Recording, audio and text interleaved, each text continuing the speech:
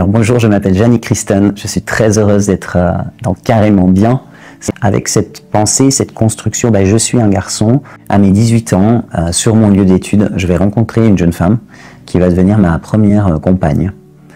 Elle est très jolie, blonde aux yeux bleus, on est d'abord bonne copine, mais en fait, moi j'avoue que j'ai des sentiments pour elle, et puis finalement on se met en couple, et très vite quand on se met en couple, je lui demande de me parler au masculin. Je lui explique que elle me voit dans un corps de femme, que c'est effectivement le corps que j'aime, et que fondamentalement je me sens comme un garçon. Et puis effectivement, dans le secret de notre relation, elle me parle au masculin, et j'aime ça vraiment. On va rester dans une relation qui va durer environ 2 ans, et au bout de ces 2 ans, je me dis mais je suis pas à l'aise dans le fait d'être dans un corps de femme avec une femme, et sachant que je me ressens comme un homme. Même dans notre intimité, je me vois comme un homme, je me perçois comme un homme, et c'est pour moi très difficile. Je commence à avoir une colère en fait, vis-à-vis même de Dieu, en disant mais vraiment quand même, et pourquoi il m'a fait fille en sachant que j'allais préférer être un homme? Donc là je rentre toujours plus dans une forme de rébellion, et à partir de ce moment-là, je vais me mettre en couple avec une autre femme. Elle me dit je vais t'aider. Et là on va aller voir son médecin de famille, qui va nous référer à un endocrinologue, donc c'est la personne qui s'occupe de tout ce qui est hormonal. Je vais raconter mon histoire à cet homme. Cet homme va se lever, faire le tour de son bureau, venir me serrer la main, me dire « Monsieur, je vous demande pardon, parce que toutes ces années, on n'a pas vu votre souffrance, et on vous a traité comme quelqu'un de fou. Je crois que vous êtes réellement un transsexuel, et je vais vous aider. » Effectivement, c'est grâce à lui que je vais rentrer dans le processus de suivi pour pouvoir entamer le chemin de transition. Et ensuite passer aux chirurgies. Il fallait prouver de 2 ans, passer dans le genre opposé. Donc je commence, déjà à toute l'adolescence j'étais très masculine, mais à 21 ans vraiment je m'affirme comme ça, et jusqu'à mes 23, où à l'âge de 23 ans, là le traitement hormonal va débuter, tout d'abord par des comprimés, et ces comprimés permettent en fait à la personne de ressentir le changement au niveau des hormones, mais si on les stoppe, l'effet n'est pas encore irréversible. Alors ça, dans un premier temps, ça dure quelques semaines, je prends ce traitement, et tout de suite, vraiment, quelques jours après le début du traitement, je me sens vraiment mieux. C'est comme si il y a un alignement qui commence à se faire entre ce que je ressens à l'intérieur et qui je suis.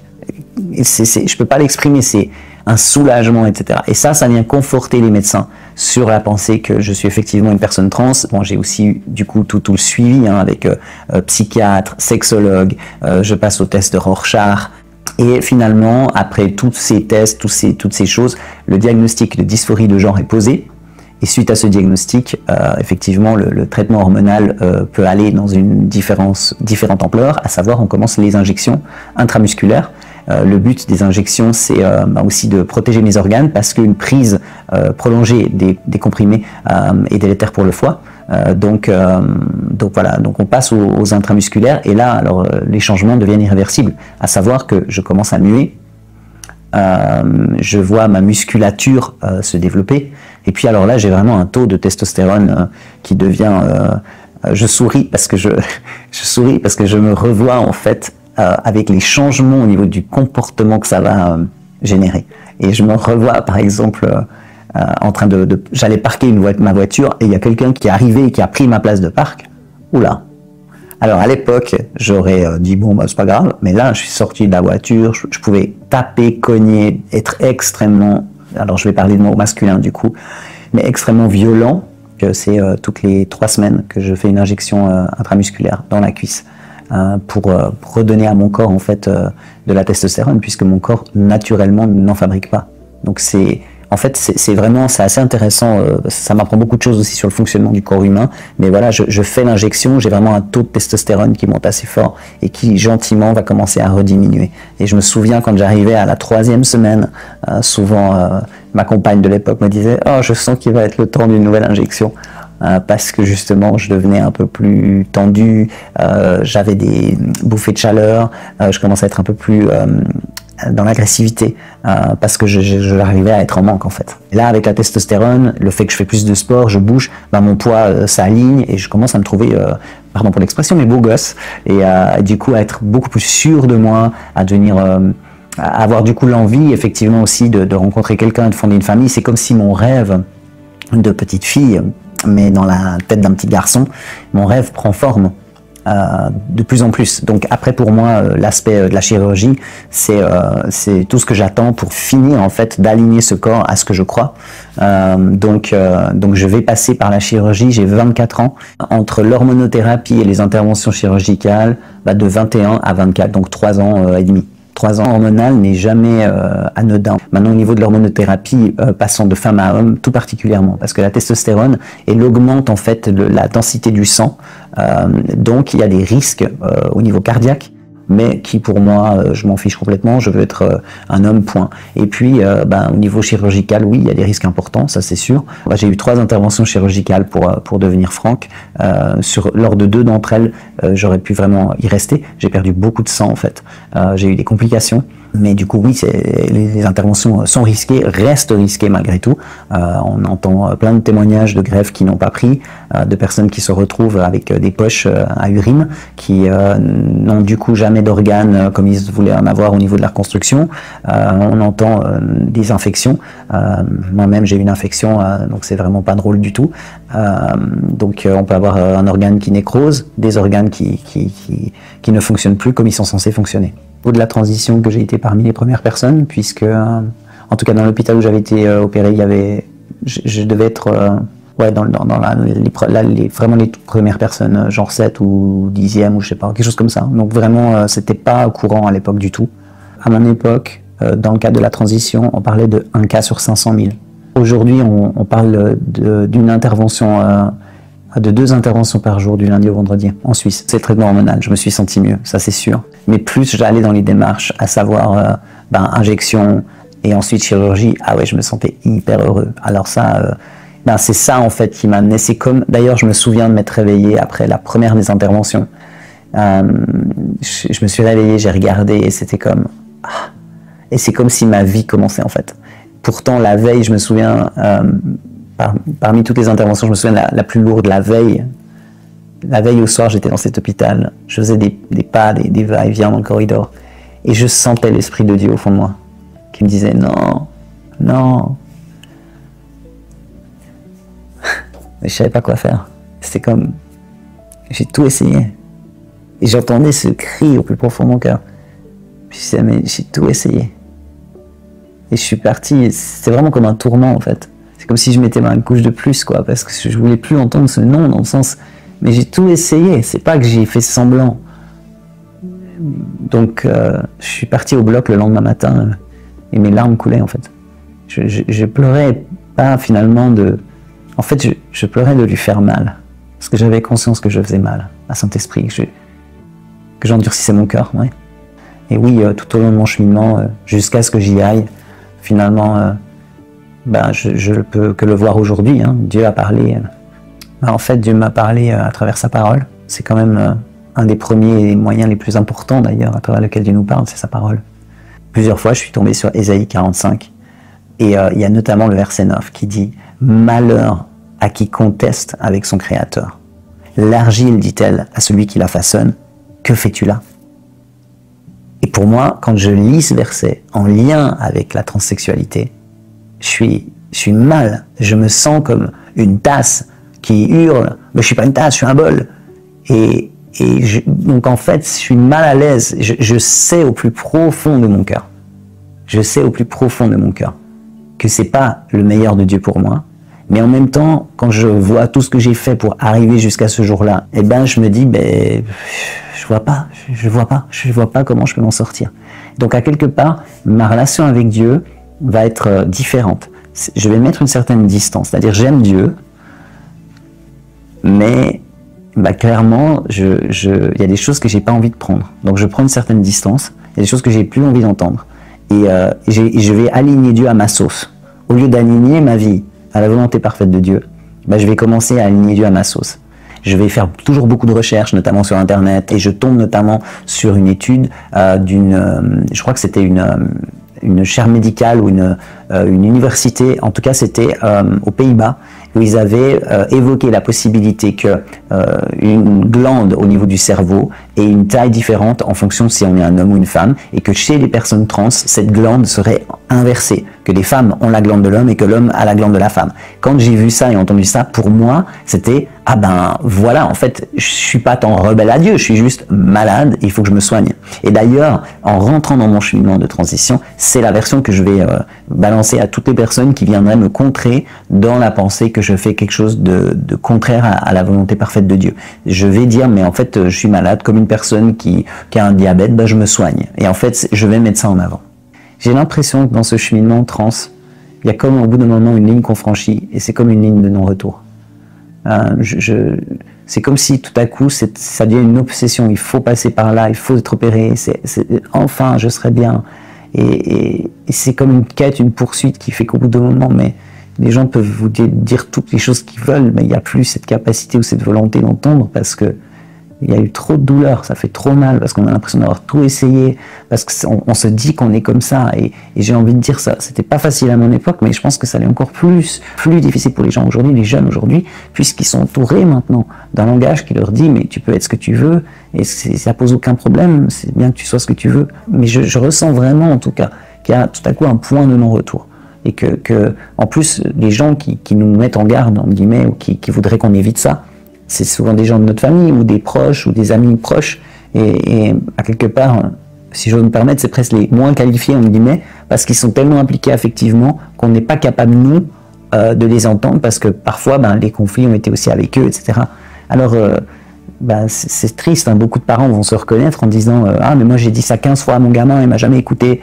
Ben oui, mais c'est justement pas c'est toi qui le lui dis, puis quand c'est la voisine qui arrive, qui le dit comme ça, boum, la personne le reçoit des fois plus facilement. Alors c'est frustrant, j'entends bien que c'est peut-être frustrant pour des parents qui nous écoutent, mais c'est vrai qu'il y a ce moment où le cœur est tellement enfermé que on ne veut plus écouter ni Dieu ni personne en fait. Les interventions, je me retrouve avec des papiers d'identité qui changent, qui sont, c'est écrit masculin, j'ai même mon acte de naissance qui est corrigé, qui est pas corrigé, qui est remplacé. Vraiment, mon acte de naissance d'origine est détruit et je retrouve un nouvel acte de naissance en fait établi pour pouvoir changer tous mes documents au nom de Franck. En fait, une fois que j'étais opéré complètement Franck, que je commence à fréquenter une église et dans cette église-là, je vais rencontrer celle qui va devenir ma femme. Au début, on est juste de bons amis, on est dans le même groupe de musique dans l'église. Elle est pianiste, moi je suis guitariste. Je lui raconte mon parcours très facilement. Moi qui me demandais comment je vais raconter ça, mais en fait, très vite, j'ose lui dire les choses. Et puis, pour respecter aussi les leaders de mon église qui m'avaient dit on veut pas que tu te maries, j'avais fait comprendre que si j'étais un jour amoureux d'une femme, c'est pas moi qui ferais le premier pas, je voulais pas faire le premier pas. Et puis, on va gentiment se rapprocher jusqu'au moment où vraiment nos sentiments sont là, on va se le dire mutuellement. Et puis, je me souviens que ce jour-là, on va chez moi et on va discuter vraiment concrètement. Si on se mariait, ça donnerait quoi et tout. Moi, je lui dis, mais je suis stérile, on ne pourra jamais avoir d'enfant. Et puis elle me dit, mais moi, je crois en un Dieu de miracle. Et ça me touche parce que justement, depuis que je suis Franck, j'ai comme recroché à la foi d'une manière plus intense. J'ai soif de Dieu et d'avoir une femme en face de moi qui me dit ça, je me dis, mais c'est la bonne, quoi. Et puis, du coup, on décide de se marier très vite, en fait. Je vais la demander en mariage, mais 2 mois et demi après qu'on se soit déclaré, je la demande en mariage. 4 mois en tout après on se soit déclaré, on est marié civilement. Et 3 mois plus tard, on fait le mariage religieux à l'église. Et j'aimerais ajouter que, en fait, ce qui est intéressant, c'est que quand on va commencer à se préparer pour le mariage, on va vraiment demander à Dieu de nous parler. Moi, je me souviens que ce qu'on avait fait, c'est qu'on avait pris 40 jours de jeûne l'un de l'autre. Du moment qu'on s'est déclaré, on a pris 40 jours de jeûne l'un de l'autre et on a jeûné de certaines choses individuellement. Mais pendant 40 jours, on ne s'est pas vu, pas parler. Et notre but, c'était de chercher Dieu pour se dire, est-ce que, oui Seigneur, tu veux qu'on se marie, est-ce que c'est OK avec toi? Et c'est ça qui est aussi assez dingue, c'est que pendant ces 40 jours, on va vivre chacun de son côté des choses qui vont nous amener à croire vraiment que c'est le parfait de Dieu qu'on se marie ensemble et que c'est le plan que Dieu a pour nous. Il y a des gens autour de nous qui vont recevoir des paroles, mais là aussi, on voit dans la Bible qu'il y a des faux prophètes.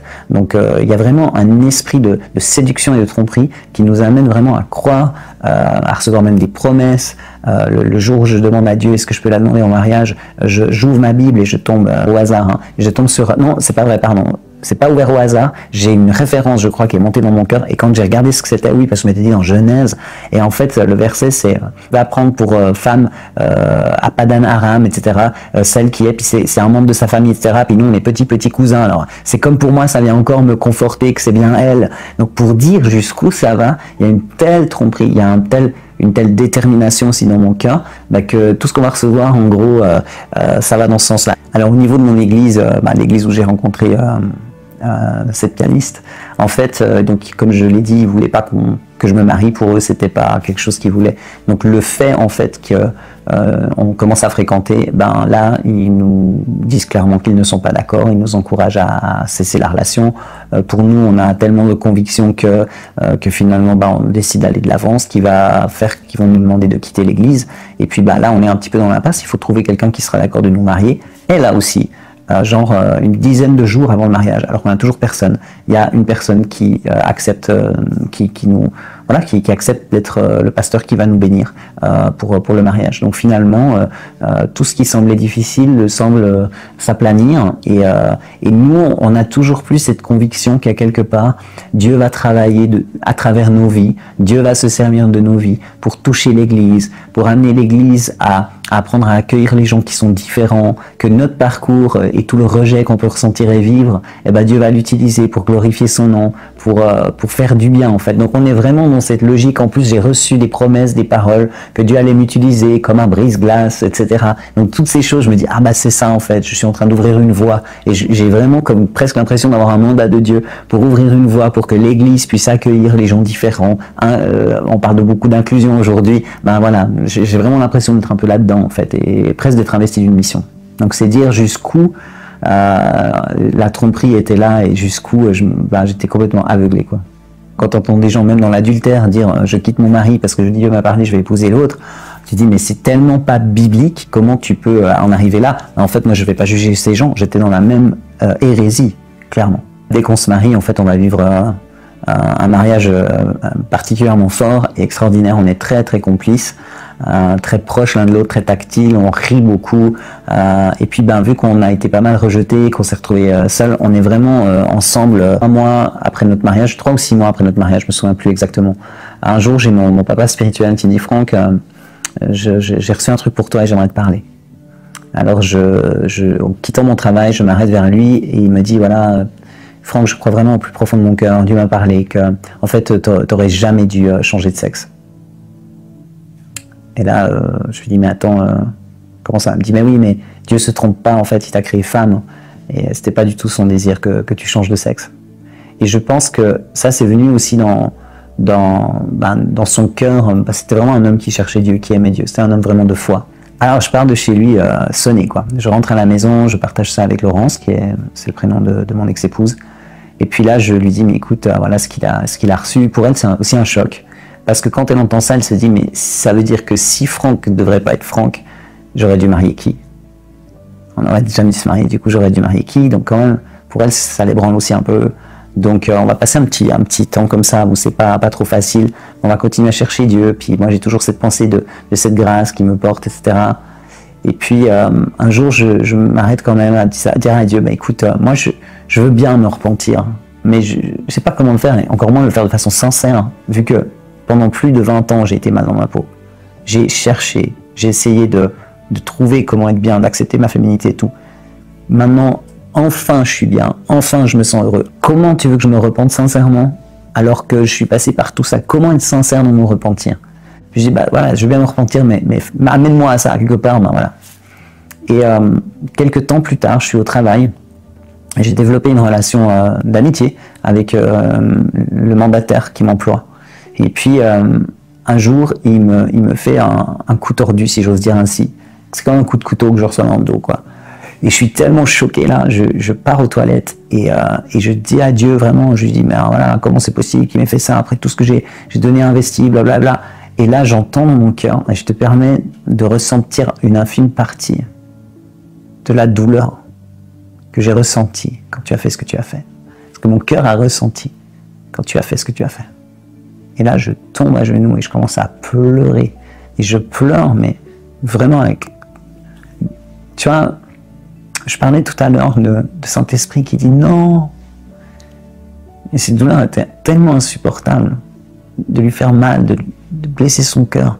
Et j'ai mis vraiment une couche de protection. Mais là, tout à coup, aux toilettes, c'est comme si il y a un peu de cette couche qui s'enlève. Et ça fait tellement mal quand tu fais du mal à la personne que tu aimes le plus au monde. Parce que fondamentalement, c'est pas ce que je voulais. Et là, je prends conscience que je lui ai fait mal. Et ça va être le premier pas, en fait. Ça va être la première étape, le premier jalon, je dirais, qui va m'amener à demander pardon à Dieu vraiment de tout mon cœur. Beaucoup de fruits avec mon épouse. On a ouvert une maison d'accueil pour personnes en difficulté. Et c'est ça qui est dangereux, justement, c'est que le fruit qu'on portait... Moi, j'imposais mes mains aux malades, je voyais des guérisons, je chassais des démons, je vivais les choses selon la parole de Dieu, quoi. Et du coup, je voyais du fruit. Et ce fruit-là m'amenait à croire que Dieu m'approuvait. J'avais une telle quête de cette approbation de Dieu que, à quelque part, j'entendais ce que je voulais entendre. Et je considérais les fruits de Dieu, que les fruits de ma vie, comme une approbation de Dieu. Et c'est une erreur monumentale que beaucoup font. Et je crois qu'on ne devrait jamais prendre des fruits comme étant la garantie qu'on marche avec Dieu, en fait. Dieu est tellement un Dieu d'alliance et de promesses et de paroles que quand tu crois Dieu et que tu fais ce que la Bible dit, ça fonctionne. Mais ça ne veut pas dire que tu marches dans la volonté parfaite de Dieu. On en a au Canada. Et je pars là-bas sans parler de mon histoire de vie, parce que chaque fois que je le fais, les portes se ferment. Chaque fois que j'exprime mon parcours, les gens sont « oh là là, ça va pas ». Donc les portes se ferment. Donc là, je décide de ne pas en parler, mais je conviens avec mon pasteur de l'époque que je ne dis rien tant que ça ne met pas en danger le ministère. Ça, c'est vraiment sur mon cœur. Je veux surtout pas que mon histoire de vie puisse amener le ministère dans du trouble. Donc du coup, j'ai une ligne. Alors on arrive là-bas au mois d'août et on se sent tellement bien, on est heureux, personne ne connaît mon histoire, on est like free et c'est génial.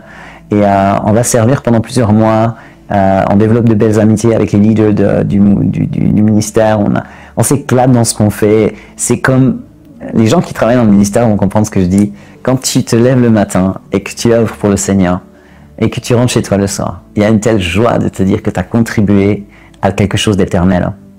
Que ta journée, elle a eu une portée pour l'éternité, en fait. Et vraiment, du coup, on est là-dedans. Et je suis déjà en train de me dire, mais comment on va faire? Moi, je ne me vois pas retravailler dans le monde séculier, quoi. Comment on va faire? Et on est au mois de novembre, quand le leader du ministère vient dans mon bureau. Et il me dit, écoute, Franck, vraiment, ça se passe très bien. Je suis vraiment content. J'aimerais te confier de nouvelles responsabilités. J'ai besoin d'une personne qui va contacter plein de ministères partout dans le monde, pour pouvoir obtenir des ressources qu'on va diffuser sur notre canal de diffusion. Et là, au moment où il me parle, j'ai comme alarme, tout sonne. Je vois là ma ligne rouge parce que je me dis, en envoyant un email, il y a ma photo, il y a mon nom, les gens vont faire le lien, ils vont voir. Et là, ça va exposer le ministère. Comment est-ce que vous avez pu faire venir un trans dans votre ministère, etc. J'imagine tout ce que ça peut susciter en réaction. Et du coup, là, je lui dis, écoute, il faut que je te parle. Donc, on va dans un petit bureau, je lui raconte mon histoire. Au début, il s'éclate de rire parce qu'il ne me croit pas. Là, je lui dis, non, mais c'est pas drôle, c'est vrai ce que je te raconte. Et là, la pièce tombe, il fait venir d'autres leaders du ministère. Je raconte à nouveau mon histoire.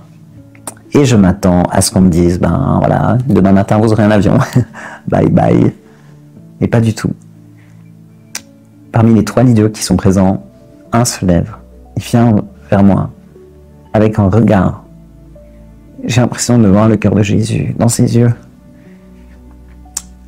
Il se tient en face de moi, il me prend dans ses bras et on pleure ensemble. Et face à cet amour, il y a quelque chose qui brise dans mon cœur. Jusque-là, j'étais rejeté et on me demandait de ne pas m'occuper de ci, de ne pas faire ça, de ne pas pouvoir m'investir dans telle chose. Et je ne dis pas que c'était pas bien, je dis juste que ça renforçait en moi le sentiment que j'étais jamais assez bien, que j'étais pas assez pur, pas assez saint, alors que j'avais une vie vraiment consacrée. Je jeûnais chaque semaine, je cherchais Dieu avec mon épouse, on avait des temps 3 fois par semaine, on avait des temps ensemble où on vivait des choses avec Dieu, des temps de louange, des temps de prière, des temps de lecture. Tous les matins, je me levais tôt pour prendre du temps avec Dieu. J'aimais Dieu de tout mon cœur malgré tout, mais je vivais quand même le rejet, en voyant des choses dans l'église, en sachant que telle personne vivait dans l'adultère, en sachant que la personne était engagée dans l'église. Donc en plus, ça nourrissait en moi le sentiment que Voilà, pour d'autres, pour certains c'était possible, pour d'autres pas. Moi j'avais fait le péché ultime, donc voilà, ça me renforçait dans le rejet, Et là, pas du tout en fait. Il me prend dans ses bras et il m'aime comme Jésus. Ils nous accueillent, ils vont nous garder, ils vont mettre, c'est sûr, une protection pour le ministère, pour nous aussi. Donc il y a des choses où quand il y a des trucs de groupe, on n'est pas forcément filmé. Ça, c'est pas facile à vivre, mais je l'accepte, je me dis, ça protège le ministère. Ce qu'ils nous disent pas, c'est que tout en nous accueillant, ils vont vraiment prier, intercéder pour nous. Que Dieu me parle. Et on est au mois de mai 2016. Et je suis dans une petite pièce de ma chambre, de notre appartement. C'est notre chambre de prière. Et je cherche Dieu. Je me souviens, dans cette semaine, j'ai vraiment comme un temps particulier de quête où vraiment j'en peux plus. Je suis entouré de gens, d'hommes et de femmes qui sont en feu. Je veux plus du feu de Dieu. Je veux vivre plus avec lui. Et je suis dans cette pièce et je dis à Dieu, mais je veux plus de toi. J'aime ta bénédiction, j'aime ta main, voir ta bénédiction, j'aime ça, mais je veux plus, je te veux toi.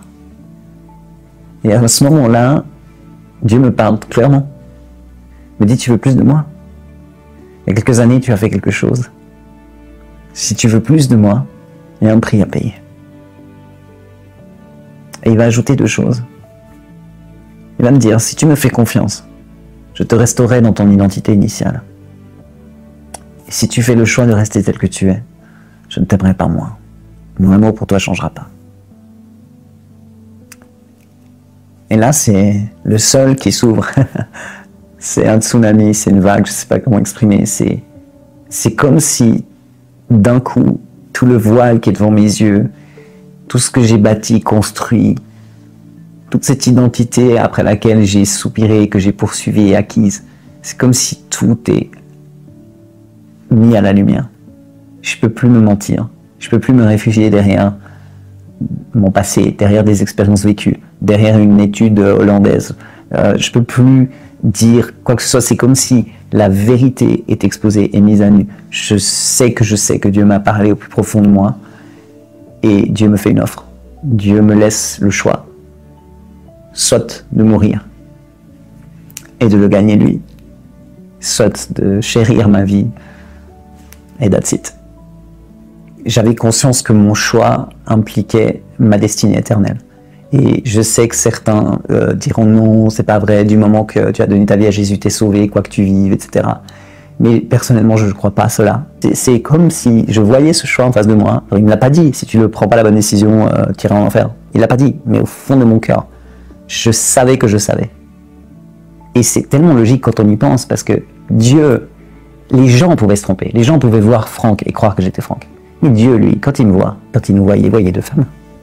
Donc moi, je pouvais être déguisé en homme, mais lui, il voyait 2 femmes. Et la parole de Dieu, elle est claire. Et ça peut froisser, mais c'est pas mon cœur. Je veux juste dire que la parole dit clairement que la relation sexuelle, elle est entre un homme et une femme. Que au ciel, il n'y a ni adultère, ni fornicateur, donc c'est avoir des rapports sexuels en dehors de l'union du mariage, ni homosexuel. Dieu aime le pécheur, Dieu aime les homosexuels, Dieu aime les trans, Dieu aime chacun. Mais il déteste le péché. Et au ciel, il n'y a pas de péché. Donc en fait, c'est assez logique que j'aurais pas pu aller au ciel, puisque aux yeux de Dieu, j'étais pas un homme, j'avais beau être déguisé en homme, j'étais une femme qui couchait avec une autre femme. Moi, je me suis jamais senti homosexuel.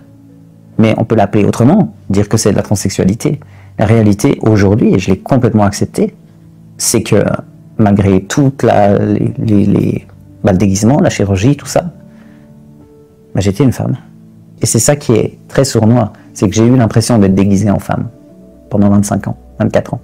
J'ai eu l'impression d'être déguisé. C'est d'ailleurs ce que tous les trans diront. J'ai l'impression d'être dans un corps qui est différent de ce que je suis, que fondamentalement, je suis dans un corps, je suis dans la mauvaise enveloppe. C'est exactement le langage trans, de dire qu'on n'est pas dans le bon corps. C'est exactement ce que je croyais. Ça montre la tromperie de l'ennemi. C'est qu'il m'a fait croire que j'étais dans le mauvais corps pour que j'aille dans un corps qui était en fait le mauvais. Et c'était là qu'était la tromperie, pas dans l'inverse. J'ai pris conscience en fait que pendant 37 ans de ma vie, Jésus avait été mon sauveur, plus ou moins. Je pense que j'ai donné ma vie à Jésus très tôt. Donc oui, il était mon sauveur. Je l'ai reconnu comme étant celui qui était venu donner sa vie à la croix pour moi, payer pour mes péchés. Mais en fait, Jésus n'était pas mon Seigneur. J'étais le Seigneur de ma vie. Je menais ma vie d'après mes désirs. Et oui, pendant nos 12 ans de mariage, presque 12 ans, Dieu avait parlé quelquefois, de temps en temps, justement, principalement dans ces temps où je me mettais à l'écart avec lui, où tout à coup, je ressentais un certain malaise. Et puis quand on avait commencé à lire ce livre, Objectif Éternité, je me souviens, effectivement, on était encore en Suisse, je m'en souviens très bien, il est tellement fort ce livre, il y a des moments où je remettais en question mon salut. Je me disais, mais sérieux, quand je vais mourir? Et je disais à mon ex-épouse, mais tu sais, je suis pas sûr que ça va passer. Je suis pas sûr que Dieu va me dire, mais viens, entre, bon et fidèle serviteur, entre dans la joie de ton maître. Tout à coup, j'avais conscience que, je sais pas, ça m'ébranlait, j'étais pas sûr, pas tranquille, consciente que j'avais fait quelque chose quand même de particulier.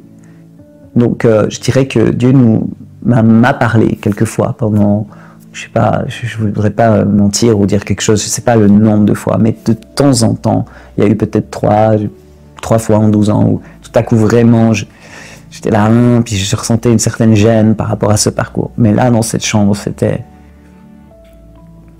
tellement, la façon était tellement intense. Je oscille entre la gratitude que Dieu m'ait parlé parce que j'ai conscience, c'est assez particulier ce que je vais dire, mais c'est comme si j'ai conscience que c'était comme la dernière fois que Dieu allait venir me chercher avec ça, à ce sujet-là. C'est comme si c'était son barreau d'honneur pour me récupérer. Une telle patience. Mais en même temps, la conscience qu'il y a une ligne et qu'un jour, si tu franchis cette ligne, il y a quand même une zone de non-retour. Et je crois qu'on ne réalise pas la patience de Dieu. Dieu est extrêmement patient et il va aller jusqu'au bout. Mais en même temps, Dieu, il est un Dieu bon qui nous respecte.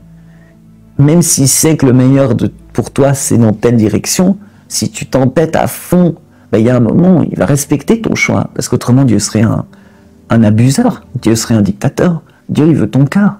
Donc si tu veux résister encore, il y a un moment, il va te laisser résister. Et là, j'ai conscience qu'il m'aime tellement, qu'il est venu une fois de plus parce qu'il m'aime. J'ai parlé à mon épouse. Elle est choquée, évidemment. Elle va me dire, mais toutes les promesses qu'on a reçues pour notre mariage, je dis oui, mais je t'en supplie, on ne veut pas s'endurcir, on ne veut pas se perdre. Ouvre ton cœur, que Dieu te parle. Et elle va le faire, elle va laisser Dieu aussi parler. Et pendant cette semaine qui va se passer, c'est comme si tout, tu vois, comme avant je disais, tout confortait dans l'idée qu'on aille se marier, ou qu'on puisse vraiment construire quelque chose ensemble. Mais là, c'est l'inverse cette fois. J'ouvre la Bible. Tous les versets que je lis, tout me parle comme si Dieu me dit, mais meurs.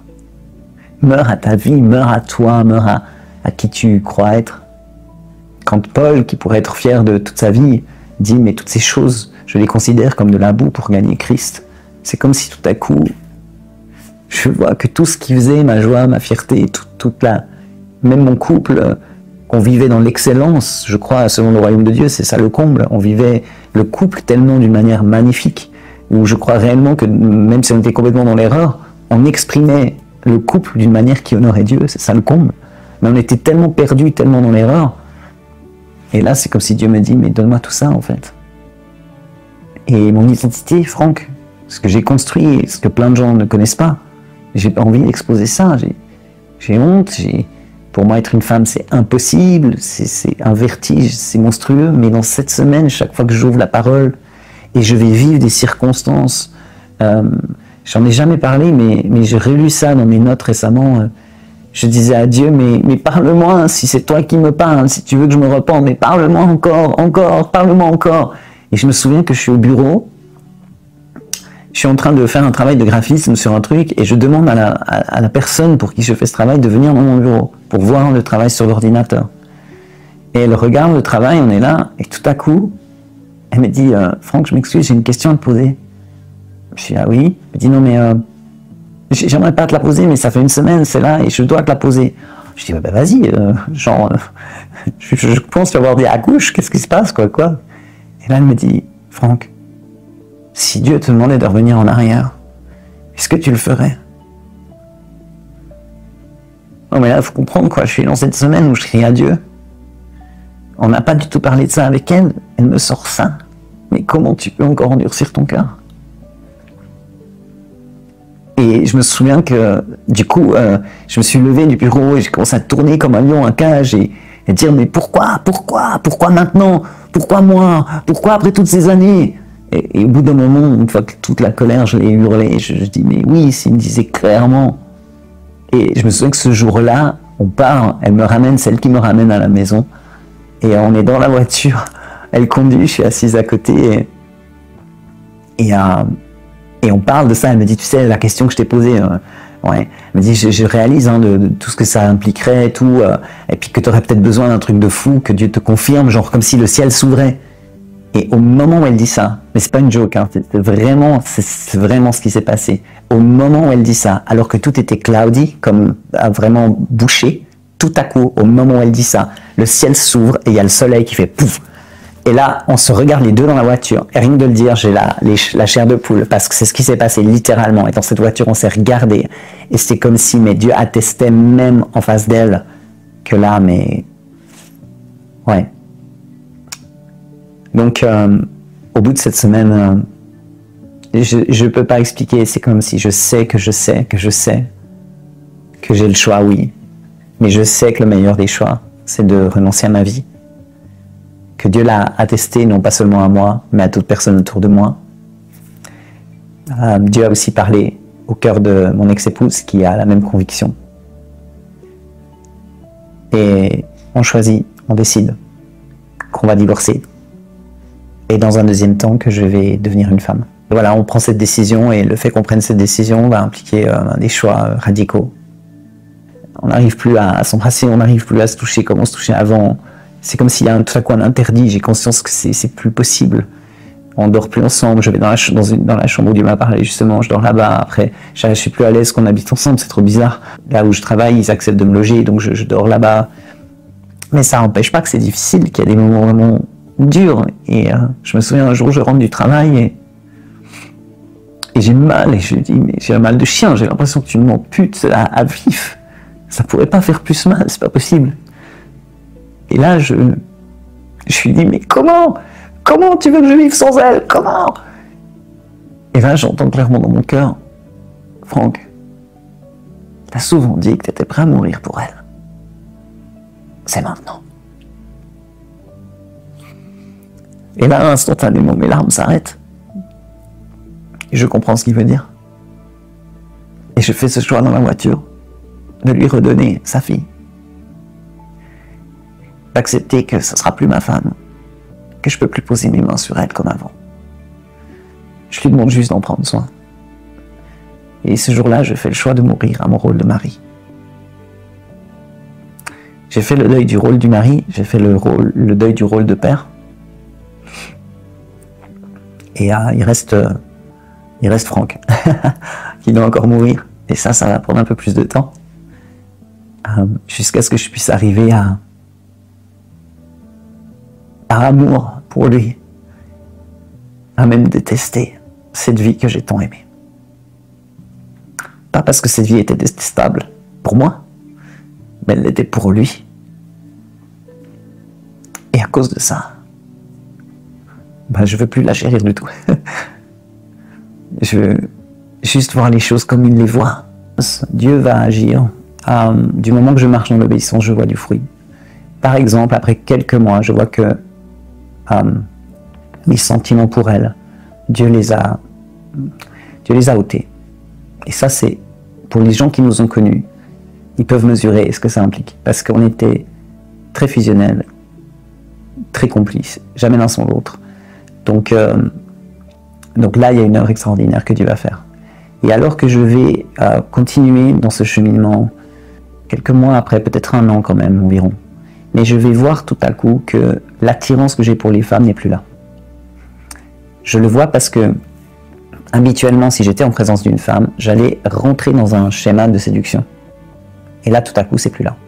Il n'y a plus ce désir, il n'y a plus ce besoin, il n'y a plus cette volonté de séduire. Je suis conscient que Dieu est en train d'agir, je suis conscient que Dieu est en train de faire quelque chose, puis en même temps, il y a des moments, c'est vraiment douloureux. c'est viscéral. Et je me souviens d'un jour, c'est un dimanche, je prends la valise avec laquelle je suis venu et je vide les trucs qu'il y a encore dedans et je fais une poche et au fond de la poche, je trouve une lettre. Et c'est une lettre que Laurence avait glissée dans la valise avant que je quitte la Suisse. Et j'avais jamais vu cette lettre. Et ça fait des mois que je suis au Canada, j'avais jamais lu cette lettre. Et j'ouvre cette lettre. Et c'est un peu le testament d'une femme à son homme. Elle me remercie pour toutes ces années, combien elle a été comblée en tant qu'épouse. Et puis bon, elle me place différentes choses. Et son cœur, c'est de me dire merci, aussi de me relâcher, de me bénir dans la femme que je vais être. Et là, je tombe littéralement à genoux et je pleure. Et je hurle, je crie. Et là, alors que je suis au sol, j'entends dans mon cœur, lève-toi et va voir le verset au calendrier. Mais ça m'agace, je l'ai lu ce verset, c'est bon. Mais en fait, je ne sais même plus ce qu'il était. Je suis tellement centré sur moi, ma souffrance, mes cris, mes larmes. Finalement, je me lève et je vais au verset. Et c'est ce fameux verset dans Hébreux. Quand il est écrit que Jésus a offert en sacrifice à Dieu des cris, des larmes, il est capable de ressentir et de porter ces choses. Et il parle de ces cris, de ces larmes qu'il a offert à Dieu. Et là, c'est comme si Jésus me dit, mais ces cris, ces larmes que tu as aujourd'hui, je sais, je ne suis pas indifférent à ça, je ne suis pas étranger à ça, je suis passé par là. Et alors qu'une des plus grandes difficultés aussi dans ce temps de transition, c'est de dire, mais j'ai personne qui est devant moi. J'ai aucun exemple, j'avais jamais entendu quelqu'un me dire voilà les étapes à vivre en cas de détransition. J'avais lu un témoignage de détransition, mais tu n'avais pas de détails, et puis je me sentais seul dans ce cheminement-là. Là, typiquement, c'est le genre de parole où Jésus me dit, mais t'es pas seul? Moi, j'ai tracé le chemin, moi je sais, suis-moi. Le monde des transitions, ce qui est difficile pour moi, c'est que je sais pas trop ce que je peux faire, pas faire. On m'a toujours dit que c'était irréversible. Et effectivement, il y a beaucoup de choses irréversibles. En gros, tout est irréversible, humainement. En tout cas, aujourd'hui. Peut-être qu'un jour, d'autres choses seront faites. Mais dans mon cheminement de transition, je vais commencer par m'attaquer aux choses faciles, qui ne le sont pas pour moi, mais humainement, qui sont faciles. Donc j'ai pu, en premier lieu, m'attaquer à demander à ce que mon genre soit à nouveau reconnu comme étant féminin et que je puisse changer de prénom à nouveau. Alors je dis que ça a été le plus facile, mais bon, ça l'était pas du tout. Pourquoi? Parce que j'en avais toujours pas envie. J'étais plus dans une démarche, Seigneur, je t'obéis, je sais que tu m'as parlé et je te prends au sérieux, donc je veux t'honorer et je t'obéis. Donc j'ai écrit en fait à l'état civil pour demander la reconnaissance de mon changement à nouveau. C'était une démarche tellement particulière que des personnes de l'état civil ont demandé en fait à assister à l'audience avec le juge, et j'ai dû faire comparaître 4 personnes qui allaient appuyer que ma démarche était bien fondée et que c'était pas une lubie de plus, si j'ose dire. Alors bien sûr, l'arrêt du traitement hormonal a été fait. Donc en arrêtant le traitement hormonal, en fait, j'ai vu une diminution, notamment au niveau musculaire, la masse musculaire a diminué.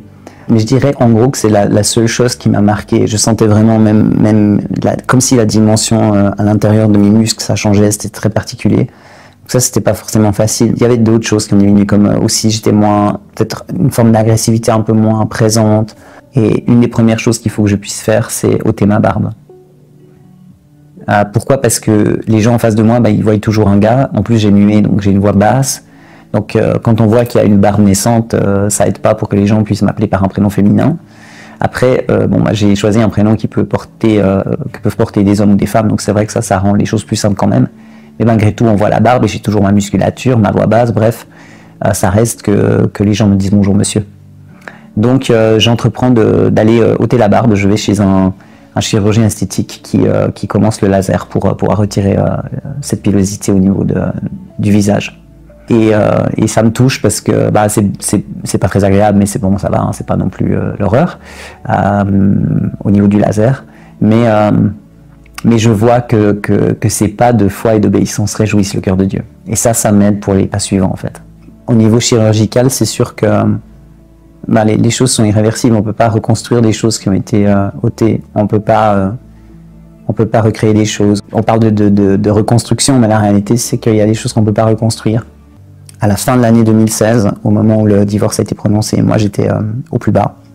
Je suis rentré dans une phase extrêmement difficile. J'ai commencé à boire beaucoup. J'avais des crises d'angoisse extrêmes. J'avais jamais eu des crises d'angoisse à cet extrême-là. J'étais réveillé la nuit en sursaut. C'était vraiment... ça a duré, ça a été vraiment difficile. C'était comme une attaque d'oppression vraiment démoniaque. Je devais chaque fois combattre, évidemment. J'ai vécu des percées, notamment on a eu un homme de Dieu qui s'appelle Matt Sorger, qui est venu prêcher dans l'église où j'étais. Et alors qu'il était là, tout à coup, l'onction de Dieu est venue sur moi. J'ai commencé à vivre... C'était très spécial. J'avais jamais vécu... Je pense que j'ai vécu une délivrance, en fait. Mais la manifestation, je l'avais jamais vécu comme ça. C'était comme des sanglots, comme si j'accouchais de quelque chose, en fait. Comme des spasmes, comme si je mettais au monde quelque chose. C'était très bizarre. Mais j'ai été vraiment libéré de quelque chose par rapport à la mort, là. Et je pense à certains mensonges aussi qui ont lâché prise à ce moment-là. Alors que je cherchais Dieu, puis j'essayais de comprendre en fait comment j'avais pu en arriver à finalement même passer par les chirurgies. Je disais à Saint-Esprit, mais dans ma situation, c'est quoi la racine? Et clairement, il m'a répondu la rébellion. Ah, ça m'a choqué parce que moi, je me voyais pas du tout comme quelqu'un rebelle.